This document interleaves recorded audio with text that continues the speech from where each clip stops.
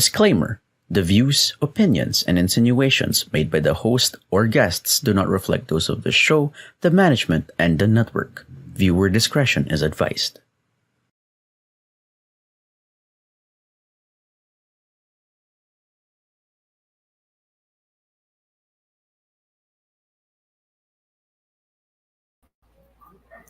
Hello, everyone! Broadcasting beyond borders, the message of the truest tribe of coaching entrepreneurs and independent service providers from the Philippines.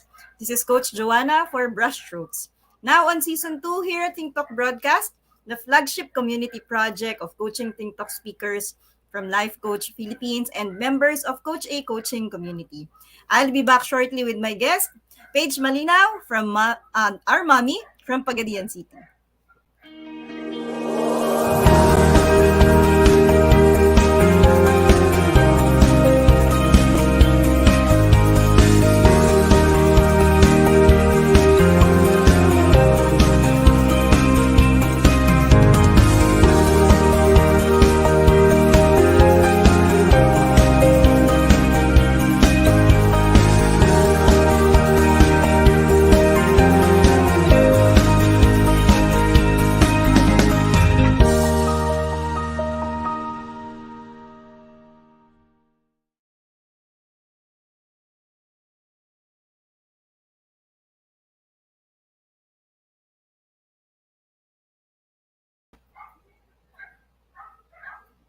Welcome to the live streaming of Brushstrokes, airing every Saturday at 4 p.m. And in this show, I want to help women, especially moms, by letting them see their value and identity as a person, which is often neglected or even lost whenever there are major transitions happening in the season of their lives as a woman, as a wife, and as a mom.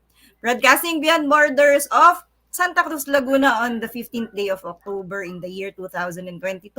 I am life coach Joanna Flores, a wife, and a mom.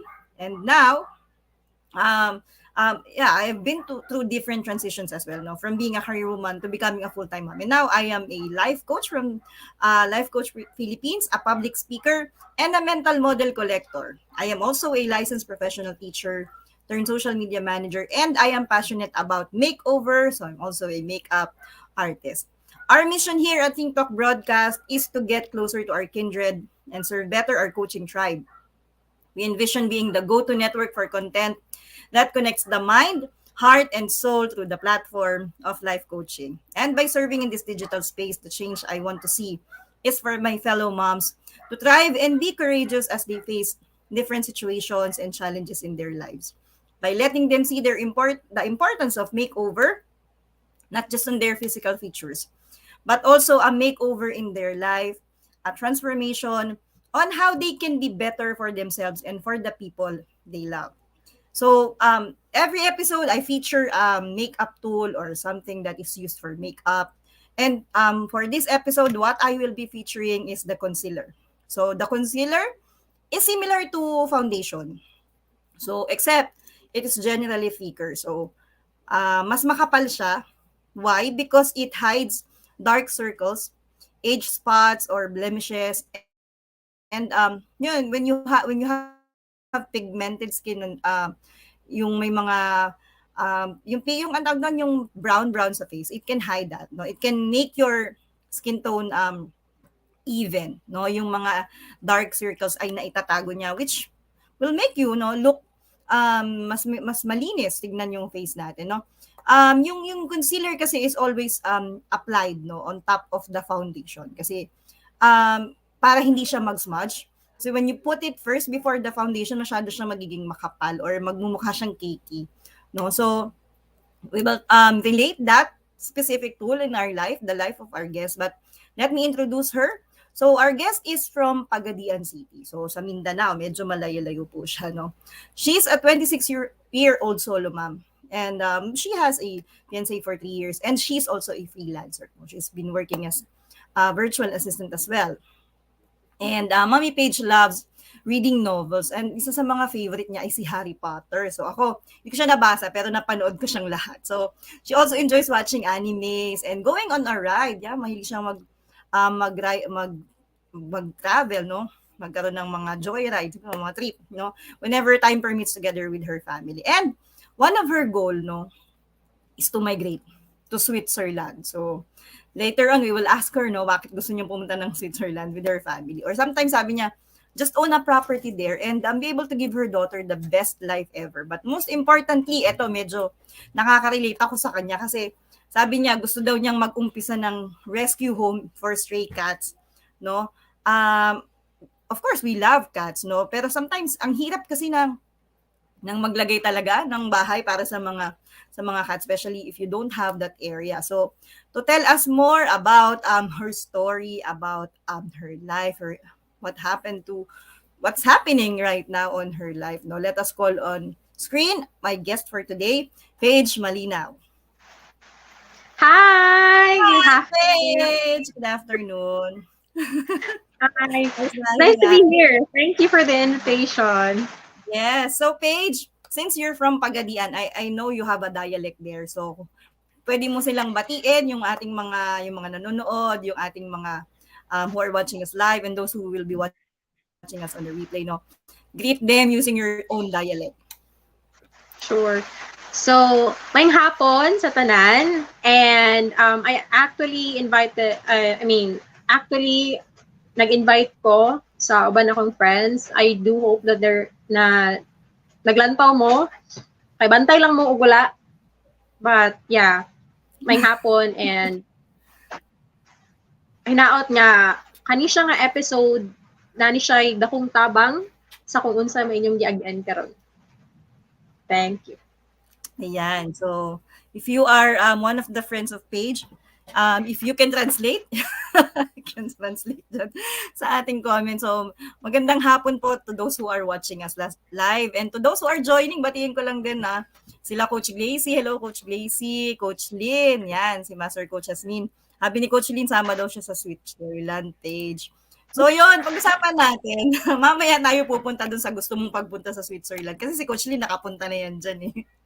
Di ba, Coach Lynn? So, Paige, mahilig ka sa sa mga novels, right? So, one of your favorite was actually the Harry Potter series. So, if you are going to relate yung buhay mo ngayon sa isang novel, anong book yung pwede mong i-describe yung buhay mo?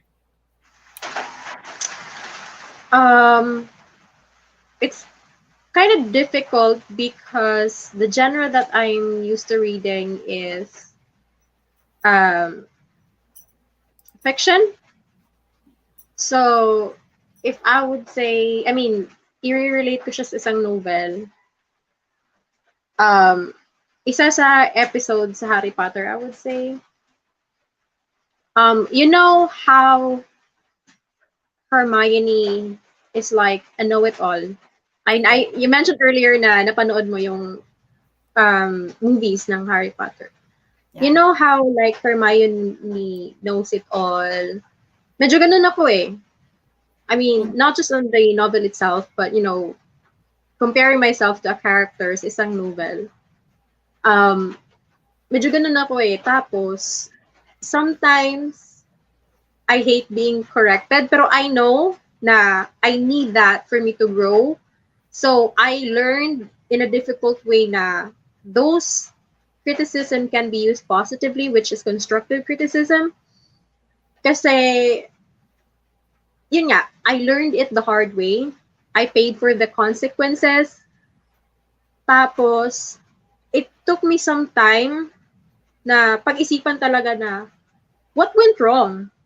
What did I do? And then, dun ko naalala na, oh, this is what I did. Ganito ako, ganito yung ugali ko. So, basically, kung i-compare ko, it's not just the novel, but the character in that novel will be Hermione itself. Yeah. Kasi so, yung interest niya sa akin eh. Mm-hmm. Yeah. Yeah. The habit, the personality, yun talaga.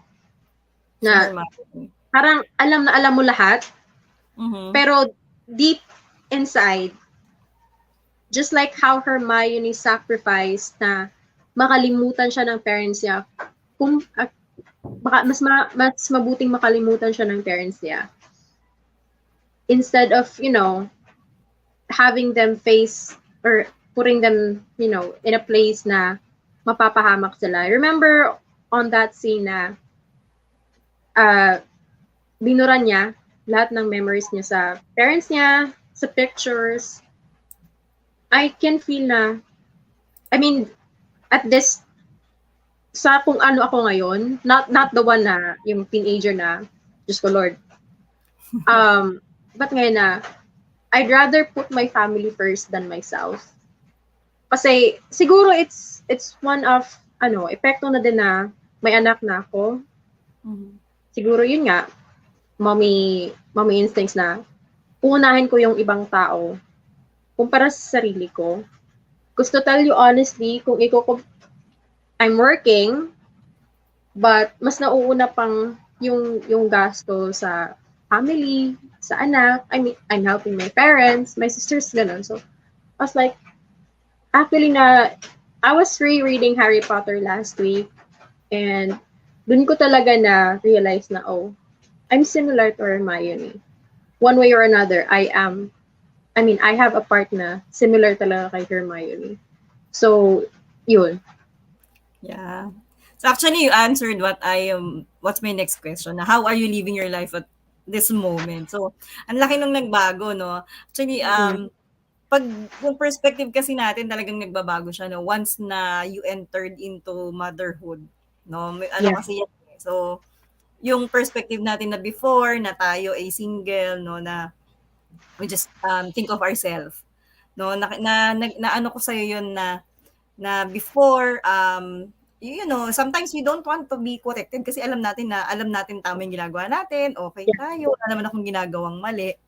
Pero sabi mo nga, no, during that time that you learned it the hard way, no, ano yung pinaka turning point or masasabi mo na ito na talaga, parang yun ba yun, yung when you became a mom, was that the really the experience that really changed your perspective on kailangan ko, or what was actually that specific situation that nagsabi sa'yo na, Paige, you really need to, change your perspective on your life? Actually, hindi siya yung time na nagkaanak ako. It was the time na, it was during pandemic.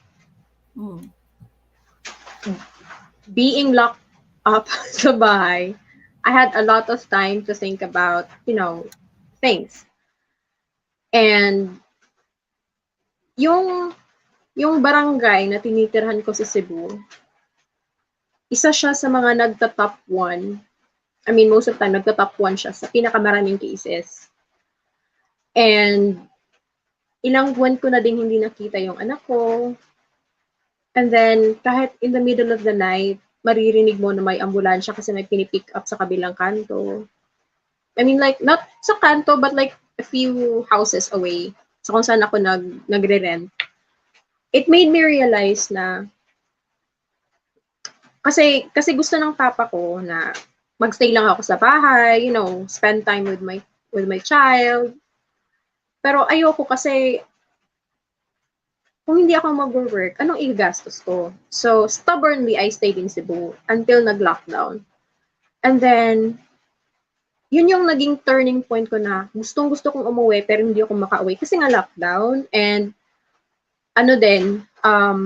Cebu is, it takes one night. Kung magbabarko ka, it takes one night and a few hours bago makarating sa bahay. So, yun yung naging turning point ko na, if this is the end of the world, why am I away from my child? What am I doing here? So, I did what I can. Lumapit ako sa mga politiko na nag-offer ng help na makauwi. Yun yung isa sa mga natakot kasi ako kasi, pabirong sinabi ni mama ko na, if that's the case, if ganyan yung nangyayari sa paligid mo, kung mamamatay ka mag-isa, walang magsisindi ng kandila sa tabi ng kabaong mo. Pabiro niya sinabi, but pabiro niya sinabi, pero yun yung naging realization ko na, what if nga? What if I get infected? What if I died? What will happen to my kid? At least sa mga consequences ko dun is, yung pahirapan talaga. Like, I'm not sure kung sa mga viewers may nakatry na ba kayong umuwi sa province from highly urbanized cities. Tapos umuwi, kalagitnaan ng lockdown. Nag-lockdown March or April, umuwi ako ng September.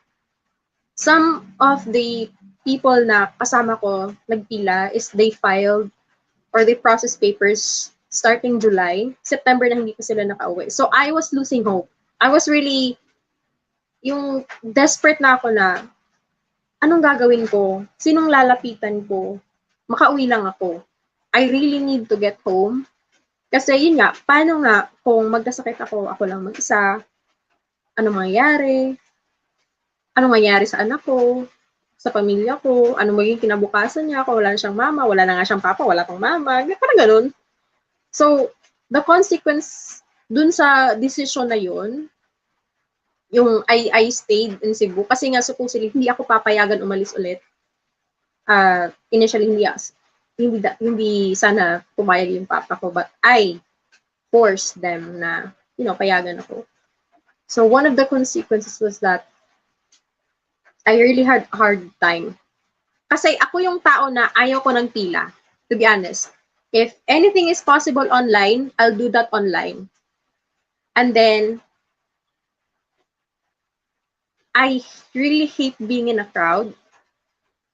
Parang phobia ba na ang dami kong naiisip, ang daming pumapasok ko yung anxiety ko na baka kung anong mangyari. And nung bombing ng Davao, I was in Davao that time. So I was like, what if something happened na baka magka-stampede, ganon. It was a hard decision for me na pumunta sa school kung saan nagpa-process ng papers. And then akala ko magbe-breakdown ako dun eh. Tapos kalagitnaan ng pandemic. So what if hindi nga ako makauwi kasi during nagpa-process ako ng papers na infect ako ng COVID. Tapos mag-isa lang ako sa hospital. What if mamatay ako kasi nga may medical history ako before. What just So during those time, Paige, ikat kita dyan. During those time na yan lahat iniisip mo, nasa utak mo lahat yan, is there someone that you are talking to? Meron ka ba, bukod sa parents mo, bukod sa family mo, sino pa yung nakakaalam on how you're feeling, how you're dealing, paano ka nakaka-survive? Kasi sabi mo, you hate that, no? And you almost break down. Sino yung who was there, no? Hindi man physically, but who was there to really support you during those times that you're experiencing that? Isa sa mga nagpo-push sa akin that time was my fiancee. Sabi niya na, well, if you really want to go home, you really have to. Kasi, kung aayaw ka, may naghihintay sa'yo eh. Yeah. Tapos, ang isa na nasa isip ko was, nung first time kong umuwi, when I started working in Cebu, umuwi ako for the first time, I was really hurt nung di ako nakilala ng anak ko. Actually, binato niya pa ako kasi ayaw niya ako lumapit. Yun yung tumatak sa isip ko na, it's now or never. Na I have to force myself na tapusin kung ano yung sinimulan ko, which is the process ko na umuwi. Kahit gaano kahirap, alam ko din, hindi ko nga alam na walang porter sa port eh. Ako, yung lahat ng dala ko sa loob ng, dun sa nirerentahan ko na room, ako mismo nagdala na, hindi ko nga alam, pero I was prepared. I was like, I have to prepare myself kung ano yung mangyayari. And then if I prepared myself na sila nga nag-process ng July until September, hindi pa sila nakaka-uwi. What about me na September na nag-process? So, thankfully naman, 2 weeks after, na process kasi humingi ako ng tulong sa office ni isang counselor sa Cebu na nag-offer ng help sa mga gustong uwi ng probinsya. Sila yung nag-process ng papers. So, I was able to go home. And then, yun yung isa sa mga, I'm really thankful sa, sa kanya, sa office niya na she made it possible for me to come back home and be with my child. Yun yung Yeah. isa sa mga biggest, parang sa akin lang ha, isa siyang achievement na nakaya ko yun. Kasi kahit nasa bahay, pag may birthday, pag maraming tao, isa ako sa mga pinakaunang aalis or matutulog ako sa kwarto. I'm not really good with crowd myself. Yeah. So, may mga ganun din, no? Kasi iba-iba naman talaga tayo. Some of us are really extrovert, that they enjoy that, no? And some of us, hindi naman sa dahil ayaw mong sumama sa kanila, but it's you eh. It's how you feel inside. Pero hindi ibig sabihin nun, hindi mo naman talaga sila gustong pakisamahan. But that's okay, no? At least you accept that it's who you are. And I hope the people, no, the people that are around you, your family, understands that too. Kasi, di ba, sila yung kasama mo lagi, no? And after those challenges, Paige, that you've been through, yung mga pagpa-process and everything, when finally nakauwi ka na, no, nung nakita mo yung anak mo, ano yung pumasok sa isip mo? Ano yung naramdaman mo? Meron ka bang pinagpasalamat? Meron ka bang, alam mo yung initial emotion mo, sabi mo nga nung nakita mo siya? Ang unang pumasok talaga sa isip ko na, I'm here. Kasi, nakasakay ako sa trike, and then, nag-slow down kami sa bahay kasi sinabi nung driver sa mama ko na nandito na siya. Pinasundo niya kasi ako sa munisipyo kasi doon kami dinrap galing sa region after hindi siya swab test, rapid test. Thankfully, nag-negative naman ako. Nag-slow down kami sa bahay. Tapos, itong anak kong curious, lumabas. Nakita niya pala ako. Like, iyak siya ng iyak. Nakilala niya pala ako. Tapos, umiiyak siya. And then, yung nasa ko lang, I'm here. Kahit umiiyak siya, I'm really thankful na I arrived safe and sound. Kasi what if, yun nga, successful yung processing ng papers. Tapos, pagdating ko dito sa Zamboanga, dito sa Pagadian City, is nag-positive naman ako sa swab test. Like, you know, yun yung unang nasa isip ko na, I'm here. She's there. So, parang a breath of relief and excitement. But at the same time, malungkot kasi I have to be quarantined for 14 days. Tapos nakikita ko yung anak ko dumadaan dun sa center pa kasi papuntang simbahan. Gusto kayang siya yakapin. Itatanong ko nga sana ako nag-quarantine kasi during those time talagang kailangan mo pang mag-quarantine for 14 days, di ba? So kapag galing ka sa metro, sabi mo nga sa highly urbanized cities, pag galing ka tapos mataas na yung cases, pag pumunta ka talaga sa province, i-quarantine ka talaga for 14 days, no? Oo. Wala akong kasama sa center. Ako lang talaga mag-isa. And then, ako lang talaga mag-isa for 14 days. Pinagalitan pa nga ako ni mama kasi at 5:30 in the morning on the 14th day, pero supposedly mag-complete yung 14 days is around 6 p.m. Umuwi na ako ng 5:30 kasi inalaw naman ako. Pinagalitan mo ako, mama, bumalik ka doon. Bumalik ka pa. Mamaya ka pa mag-14 days. Umuwi ka. So, yung host natin. Hindi pa daw mo yung bilang. I need my kid. Nasa na siya tinulak kayo. Not tinulak, but dun ka nga, asan yung anak ko, tapos pumunta ako sa room niya. Doon na. Tapos, nung nagising ko siya, nag-blink-blink siya, parang hindi siya makapaniwala na natulala lang siya. Naandyan ka na talaga. Okay. Yeah. So, may question si Master Coach Jasmine. Paige, sabi niya, what was the biggest win that you had during the pandemic? I'm sorry? What was the biggest win that you had during the pandemic? My biggest win? I would say that despite na sa lahat ng problema during pandemic, ang hirap nung pandemic, 'di ba? From transpo, ang daming nag-close na businesses, temporarily that time. And actually nawalan ako ng work. one of my biggest win was surviving every day ng hindi nagugutom. And I really have to thank God for that. Yeah. Kasi, which I'm not sure if it's just coincidence or not, nawalan ako ng trabaho. Hindi yung terminate ako, pero kasi sana, from Cebu IT Park, itatransfer sana ako sa ibang branch ng company, which is for lateral transfer. Kaso, nag-lockdown ng both sites kasi yung mga on-site agents nila nagka-positive. So, I was in a floating status. Kaya wala akong sweldo. And then, I think 100 na lang natitira sa wallet ko. That company called me. Inaway ko pa actually yung taga-talent acquisition. Kasi sabi niya, hey, is this Paige? Sabi ko, yeah. Sabi, hey, you won this amount. Scam ka ba?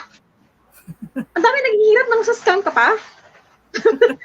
No, this is, sabi yung pangalan niya. Tapos, so I was like, is this God na nagpo-provide? Because I really cried that night. Kasi ayokong manghingi sa parents. Kasi alam kong sila yung gumagastos sa anak ko na wala akong trabaho. And then, after nun, I was able to switch to freelancing. Isa yun sa mga biggest win. Kasi it's hard to switch to freelancing if you don't have, if you really don't have enough experience. I know that for myself na mahirap, but I was able to make it.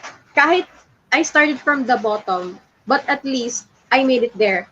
And actually, when pandemic started, wala akong kaalam-alam about my career right now. Wala akong kaalam-alam na that existed. Kasi ang alam ko lang na work online is call center.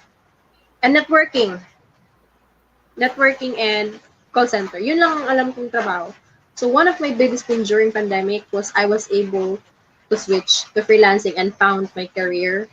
And, working from home, kasama ko yung baby ko. Actually, nag-enroll din ako sa college. Kasi, yun nga, I'm earning at home. Tapos, yun, kasama ko yung anak ko. One of my biggest wins during pandemic is that I was able to switch to freelancing na hindi ganon kahirap. Yeah, actually, I was gonna ask you next, how are you living your life right now? Kasi nga, you've been into the BPO industry, you've been into the call center, and then you transitioned to freelancing. No? Hindi talaga siya, alam mo naman yan, pareho tayong freelancer. So, hindi talaga siya madali, especially iba kailangan mong i-unlearn yung mga natutunan mo na nasa BPO. They learn. Magpag-aralan mo kasi talaga lahat. And I heard from you that you really need to start doon sa wala kang alam. Diba? Wala ka talagang alam But what was, if there is someone, kung meron dito sa atin nanonood na gusto niya mag-freelancing talaga or meron siyang interest on transitioning. Kasi nga, we know that when we work in the BPO industry, nakakapagod. No? Minsan, it really gives us, nababurn out tayo and all those stuff. Kung may nakikinig sa atin ngayon, Paige, na mami na gusto niya din mag-transition to freelancing, what are the top 3 things that you can tell them na you are grateful nung nag-freelancing ka? Okay. So, kung ano yung mga bagay na grateful ako nung nag-switch ako sa freelancing. Yeah. So, isa sa mga malaking bagay na I'm really grateful is that I don't have to go far to earn, para maka-earn ako and i-support yung anak ko. Kasi I know, I have high respect for OFWs. Kasi even my uncle and my aunt are OFWs. And isa yun sa mga pinakamalaking bagay na I'm really thankful is that I have that financial stability without going somewhere far na malayo sa anak ko. Mhm. So, isa yan sa mga bagay na, yan yung top one. Second is time. Yeah.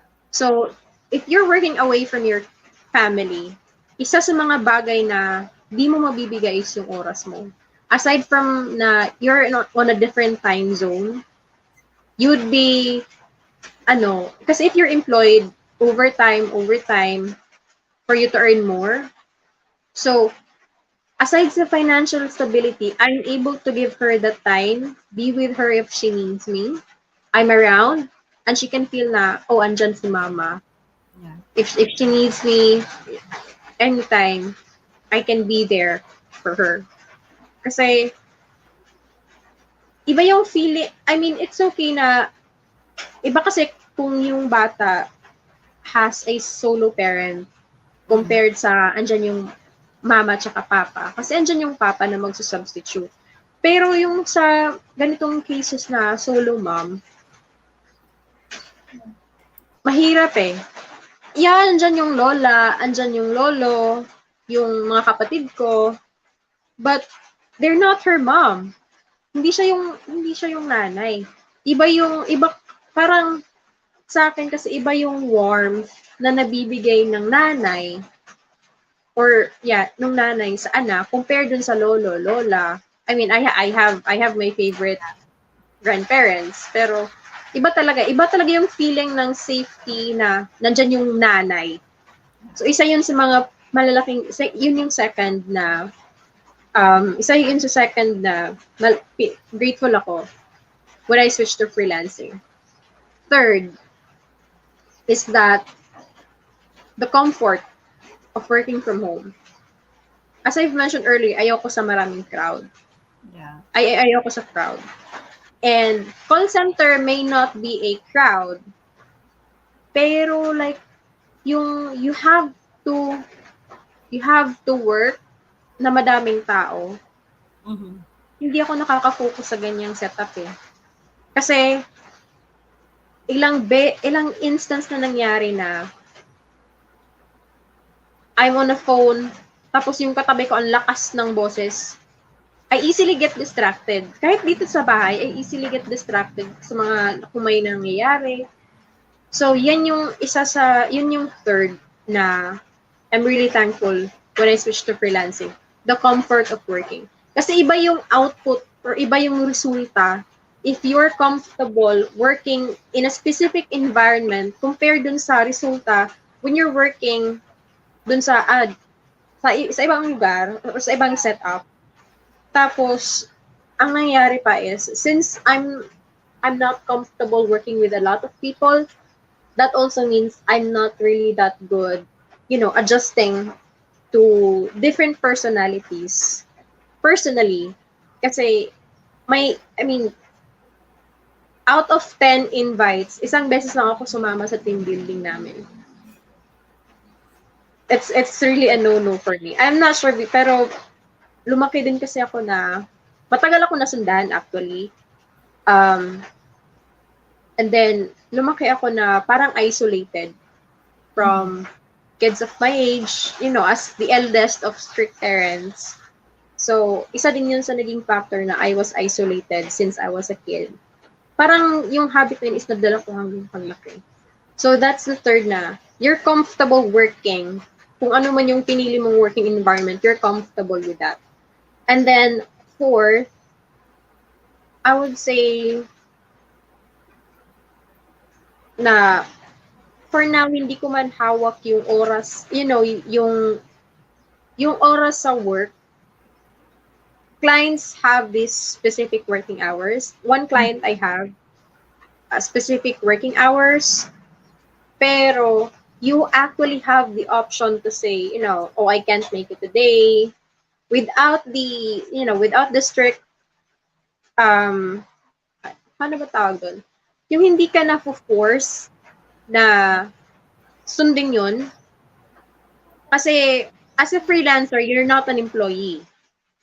You're an independent contractor. You're not an employee. So, you actually have the option na, you can meet halfway with your client na. oh, these are the only, these are my available working hours. So, ano, you have the option to say no. You have the option to say yes to these conditions. And I'm not really that good when it comes to that, but I have to, for the sake of, for the sake of, kung, kung tutungtong ka sa freelancing, you have to make sure na hindi ka napipilitan sa mga yung mga condition na ibibigay sa iyo. That's why you're called independent contractor kasi you have the option to say no whenever it doesn't feel like it. So yun yung four main things na I'm really grateful when I switched to freelancing. Kaya sa mga mami dyan, go for it. Yeah, so we will just pause for a break, no, Paige, so you can hydrate, inom ka muna ng tubig, hinga-hinga ng konti. But I will leave you with this question. Okay. We will talk about your relationship with your daughter. Sorry? Your relationship. How was your relationship before and now? So you will answer that question when we come back after the break. Love life ba yan? Hindi. Sa anak mo. See you. Okay.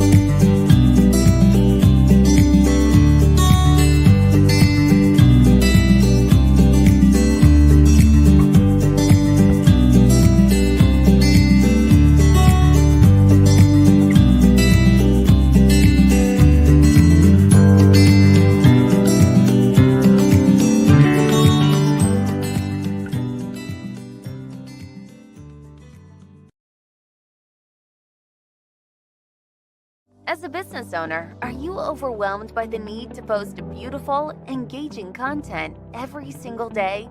Are you left wondering what to write? Tired of scrolling through stock photos that all start to look the same? Confused by complicated graphic design programs? Rise Up Creatives is here to help. Each month, we give you everything you need to create 31 days of social media content in just 5 minutes a day. Customizable captions, curated lifestyle photos, a drag-and-drop graphic design tool, and the ability to post directly to your social media accounts. No one else empowers you with these 4 resources all in one place. Each month, we help you plan your social media calendar by providing you with 31 image themes and customizable captions so you can quickly and easily create engaging content and grow your following. Simply select the image that works best for your feed or story.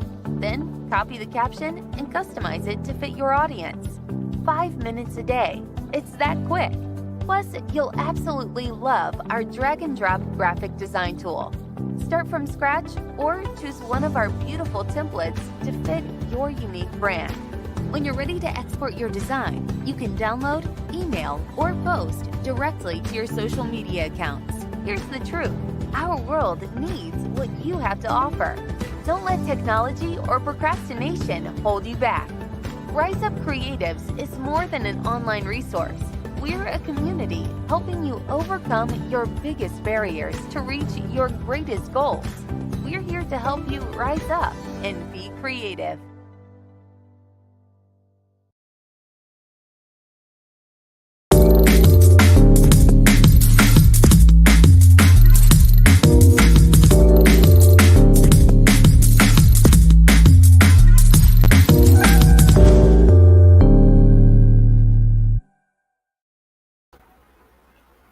We are back for the second part of our 24th episode of Brushstrokes, brought to you by Decaf Coffee Republic, the coaching hub of Life Coach Philippines, and our home as professional certified CACC Life Coaches.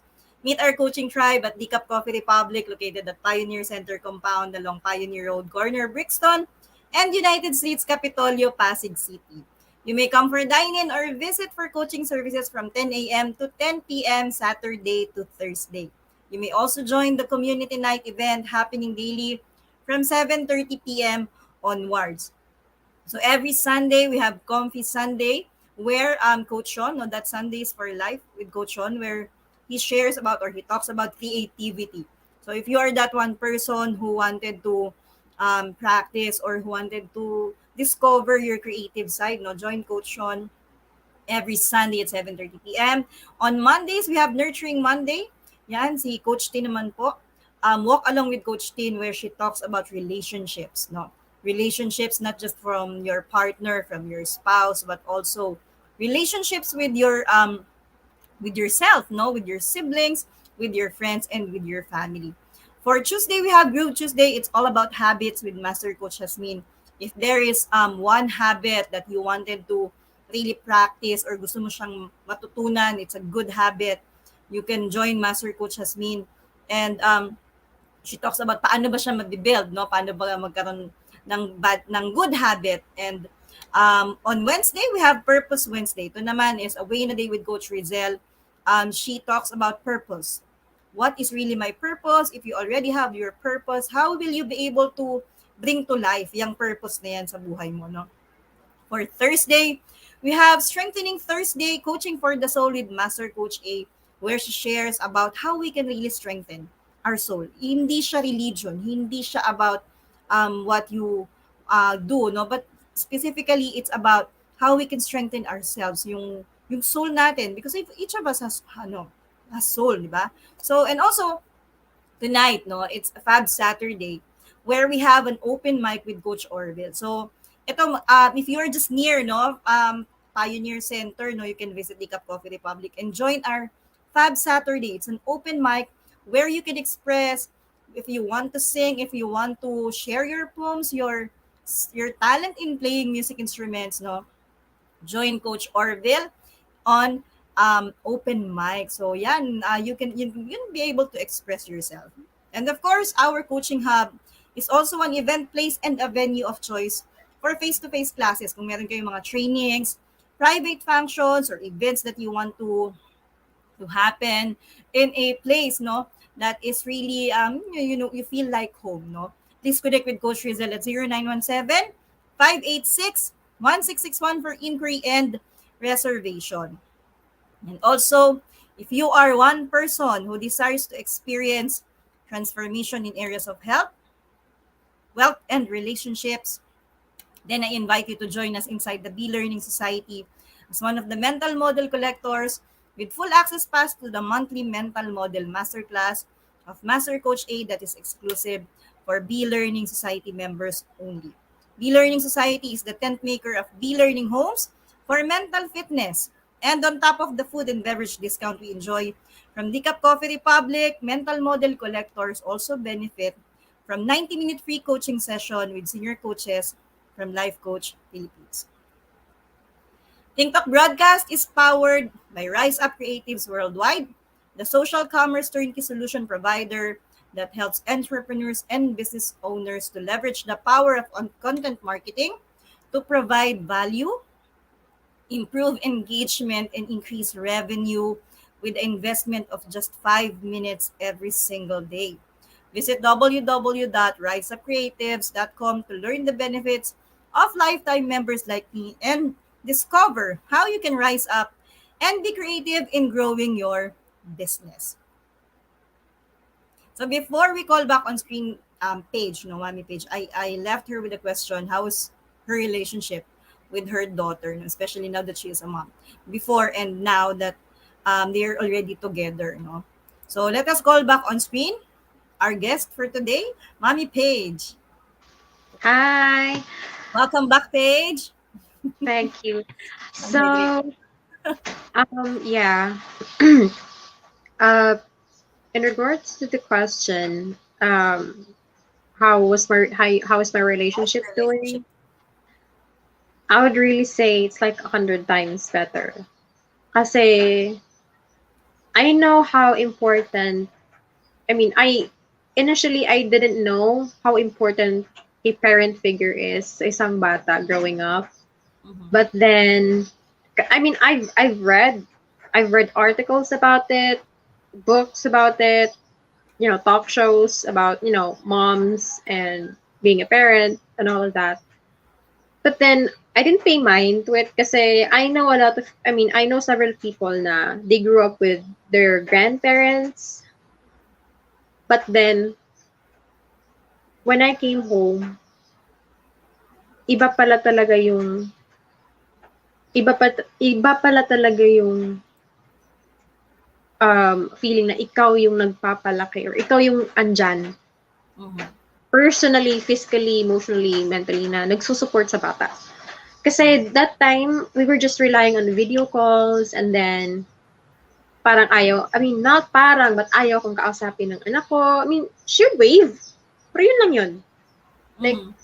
she's interacting with me because she's told to do so.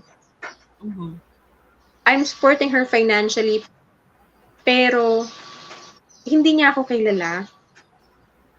So, yeah, yun nga, she's interacting with me kasi yun yung sinasabi ng mama ko na, oh, it's your mom, that's your mom. Mhm. You have to, you have to say hi, you have to say hello, you say I love you, ma. Nadidinig mo Pero, siya. yeah, nadidinig ko na, say I love you, ma, I miss you, ma. Pero nung umuwi na ako, we started to form, the bond of a mother and daughter. Iba yung naging resulta kasi ngayon, clingy siya actually, clingy na bata. Doon ko lang nalaman na clingy na bata tong anak ko. Kasi out of nowhere, gusto niyang cuddle, tapos yun nga, mag-I love you siya out of nowhere. And then, gusto niyang hinahawakan ko siya. I mean, she plays a lot, kid being a kid. But there are really times na gustong-gusto niya talaga na hawakan ko siya. And then, may times din na sinasabi niya, ma, yung parang sleep with me, sleep Mhm. beside me. Sometimes, I'm working. Tapos, sleep with me, tell me a story. Tapos, I'm working. Sabi ko na, I can't. Pero, after a few, after a few months, she understood naman na, I have to work to provide for us. But then, in terms sa connection namin dalawa, it it's like 100 times better. I can tell you that 100 times better. Kasi lumalabas talaga yung kung ano yung nasasabi niya, kung ano talaga yung gusto niya Yeah. without someone telling her to do so. So I'm encouraging her na if you need something, let me know. Kasi before, I've seen little kids as early, 3 years old, 4 years old, they can express themselves easily sa parents nila. Pero yung anak ko hindi. I mean, up till now, she still struggles Mhm. expressing herself. But it's gotten better na nandito lang ako with her. I've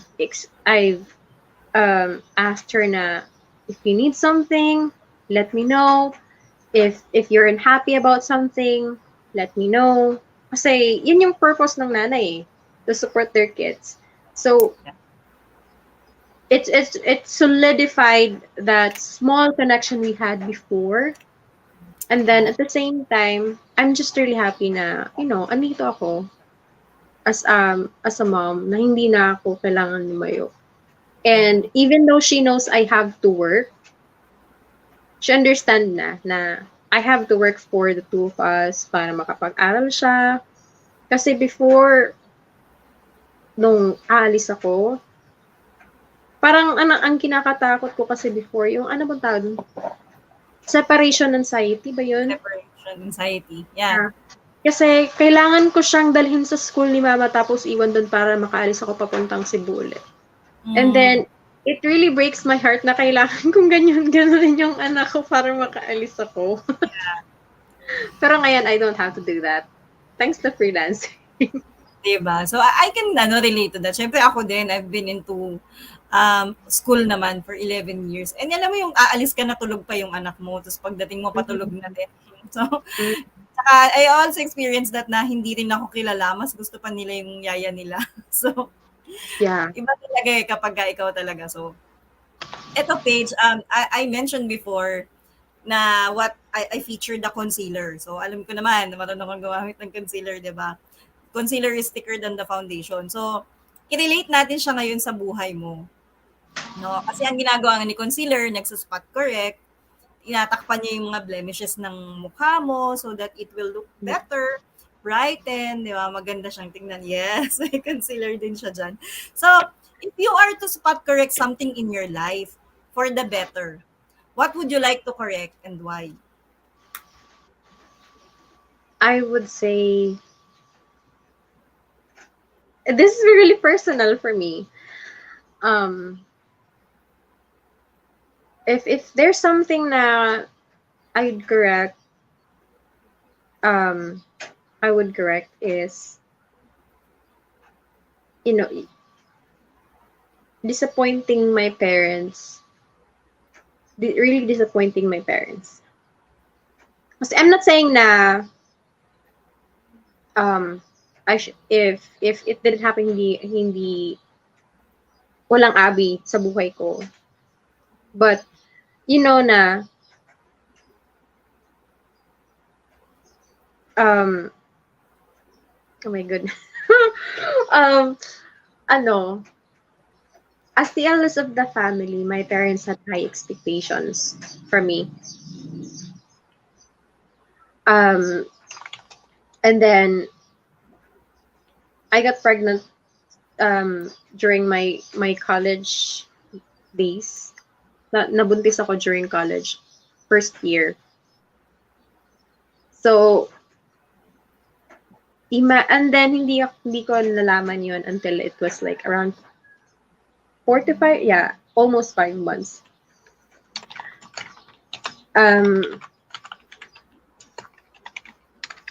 Until now, I mean, I know that disappointment na hindi pa din ako nakatapos in college is andun. Kasi yung sumunod sa akin is cum laude. So, may times na actually aaminin ko naiinggit ako. Kasi as the eldest, I should be the one na gumawa nun.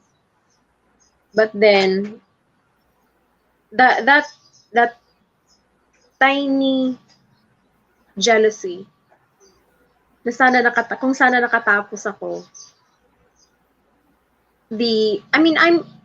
My parents are proud na I'm helping them, I'm helping them financially, nakaka-provide ako sa anak ko.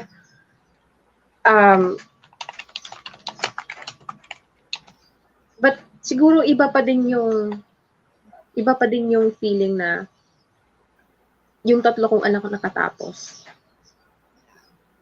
Yun yung isa sa mga tinatago ko na na insecurity, and yung jealousy na buti pa yung kapatid ko, ganun. Buti pa yung kapatid ko nakatapos na, working na sa government. Tapos ako na eldest, eto. Yeah. Yun yung tinatago ko. I know, hindi yan alam ng parents ko, to be honest. Hindi yan alam ng mama ko. Hindi ko sinabi yan kasi baka they might take it the wrong way, or I just don't have the courage to say that. Mm-hmm. Kasi I know how my parents will react. Yeah. Sinasabi ko yan sa partner ko, pero hindi sa parents ko kasi I know how they will react. Hindi sa yan sa mga tinatago ko. Kinoconceal ko. Yeah. Yeah. So, thank you for that vulnerability, Paige. No? Hindi lahat nagkaka-courage to really accept yan eh. No? I-accept na ito talaga yun eh. And sometimes yun yung first step for us to heal from what happened to us. Yung i-accept mo siya, and yeah, it's been there, di ba? And now, I understand you already enrolled, di ba? Nag-enroll ka naman na. So, you actually have your own journey naman, di ba? So, we all have different journeys. And sometimes, hindi mo din talaga syempre sa siblings eh. No, I think we've talked about this before no, ni Master Coach Jasmine dun sa one of our segment about yung jealousy sa magkakapatid. But of course, you have to realize na that your family. Yung achievement ng isa, achievement mo din. So, ano lang siya, you have to accept that you have your own timeline. You have to accept that you have your own journey. And there are people that have been there. No, meron mga tao that mga moms na kagaya natin na nang ganyan din, they have this experience before and what's important is what did you do after? No, and I understand you already enrolled. Tama ba ako, Paige? So yung Mm-mm. question ko sa'yo talaga is, next question ko sa'yo is, now that you are continuing, di ba? It's never too late. Hindi pa naman, may time pa tayo. So, you have to, to make use of that time. So, now that you are studying, you're back to school, ano yung talagang gusto mo pang matutunan for you to be able to really reach that goal? To be honest, I did enroll. Hindi ko sinabi yun sa parents ko, yung about doon. But siguro my father felt something was off. And then he kept on pushing me na, you're earning, how about enroll? Mm. So, yun yung, pinush ko yung sarili ko na, I have to manage my time. Para makapag-enroll ako, ipupush ko yung pag-aaral. Pero, ang hirap, to be honest. Ang hirap makisama sa mga klase mo, hindi mo naman ka-edad. I'm 26 and they're 18 and 19. Oh my God. Ang hirap makisama. Dyan. Kasi I also studied di ba? I studied professional education and you know, alam mo yung mga kasabayan mo mga teens and you're already working and you're studying. So, ano din naman what was your lesson during that time that yung experience mo na yan? Ano yung pinaka magandang lesson na natutunan mo nung finally na-meet mo yung mga classmates mo, nasa school ka ulit?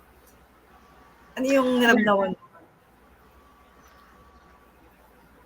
Na ano, nung before, na I envy them na, oh, they're going to school, ganito, ganyan. But then when I enrolled again,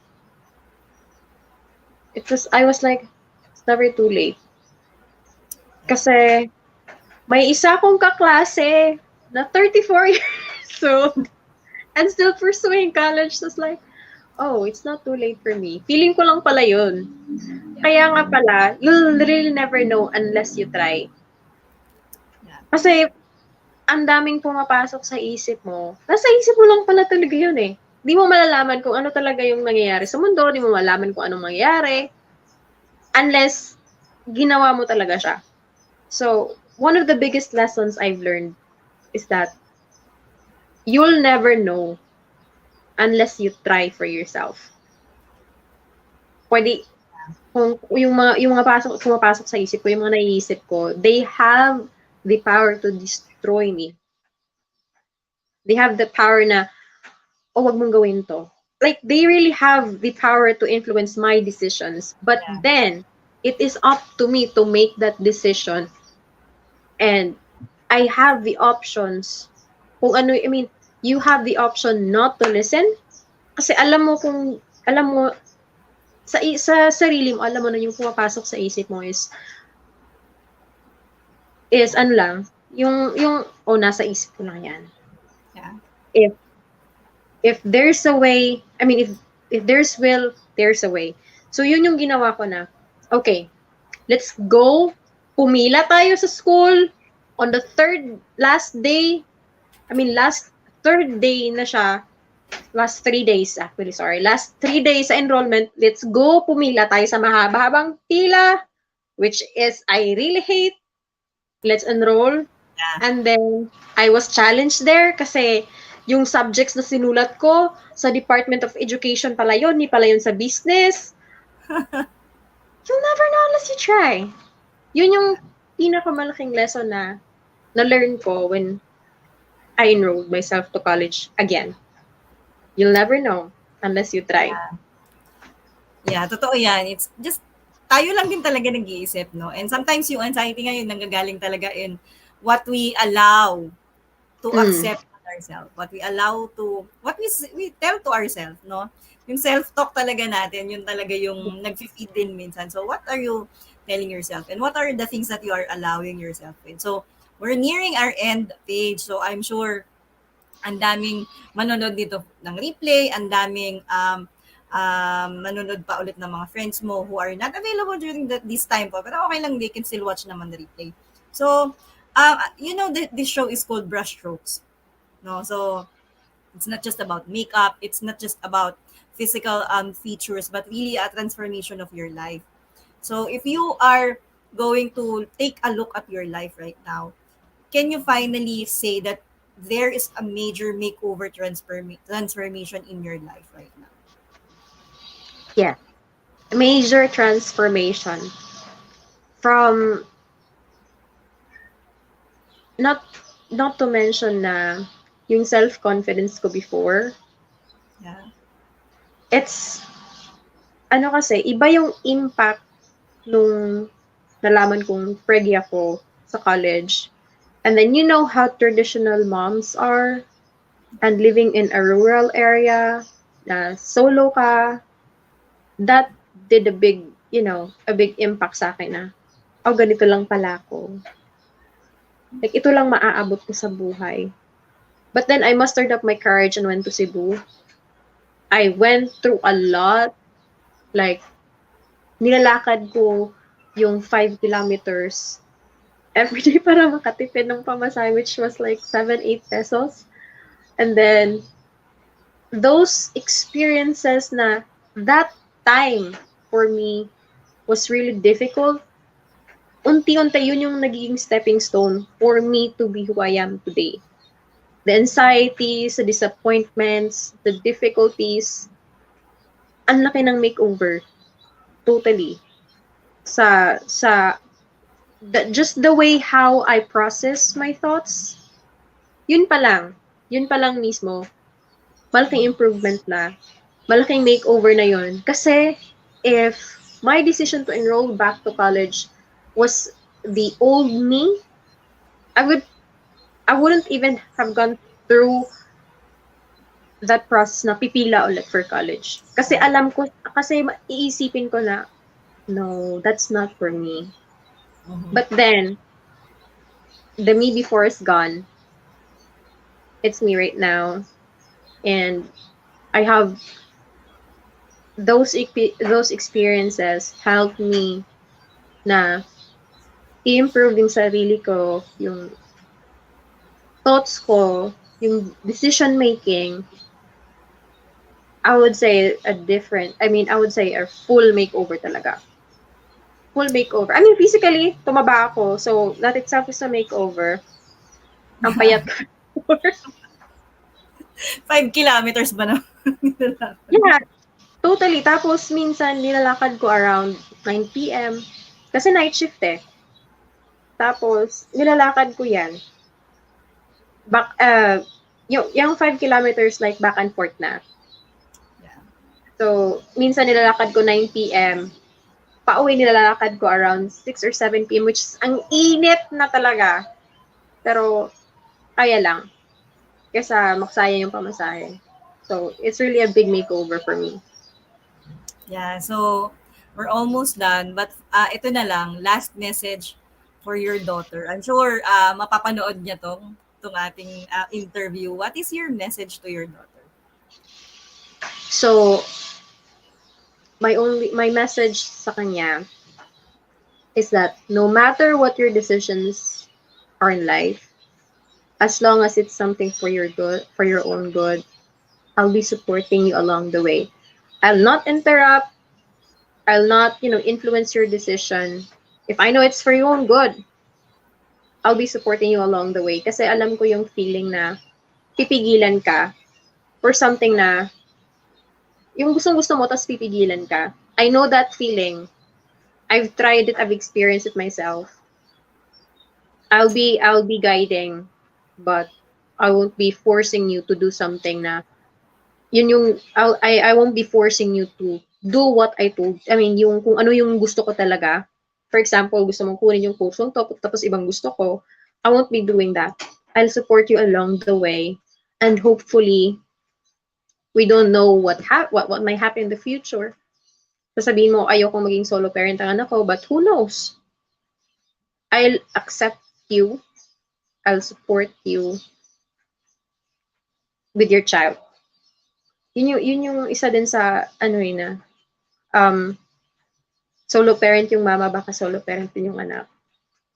Yun yung naririnig ko. So I'm gonna accept you for, kahit ano mang yung mangyari. And with these, these confusing times na kids are having their own mind about their own identity. If you choose to love a girl, if you choose to love a male, I don't care. You're still my child. So I'll support you all the way. You are who you are. So doesn't matter to me. So yun lang. So yeah, thank you so much, Paige. I'm sure there are a lot of moms that you have inspired, nakarelate sa story mo, and sometimes they also saw a part of themselves in you. So thank you so much. Thank you so much for being vulnerable. Thank you so much for saying yes, and I really appreciate you being my guest, no? Dahil hindi tayo nagtatagpo kaya pag magmi-meeting tayo, pero sa interview ay nagtagpo tayo, Paige. So thank you so much, and please wait for me at the backstage. So we'll still have the picture after. So maraming salamat, and see you at the backstage. See you. Thank you. So thank you for supporting Brushstrokes, and whether you are joining us live, watching on a replay, please do leave a comment to share your thoughts and insights, and please don't keep us as a secret. Help us serve more people by circulating the link of this video. And as I close, I would like to speak to the mothers out there. Now, whether you're working mom, full-time mom, single mom, soon-to-be moms, who are the unsung heroes of the global workforce. There is a lot more competition in the working world today than there used to be 10 years ago. And there seems to be a never-ending need to stand out from the crowd that is tirelessly in pursuit of success. But with the reality of the great resignation comes the great opportunity for every worker to start building wealth and becoming their own version of CEO, even while still being employed full time. So we invite you to embark on a journey of becoming a coaching entrepreneur like us. Connect at 0917-586-1661 and map your success as a certified co-actively co-create life coach. CAC certification program is an international CPD accredited course with 40 credit units. CACC course includes a 21-day web-based learning with lifetime access, 3-day live coaching bootcamp with Master Coach A, and a 3-day live virtual business bootcamp with senior coaching team.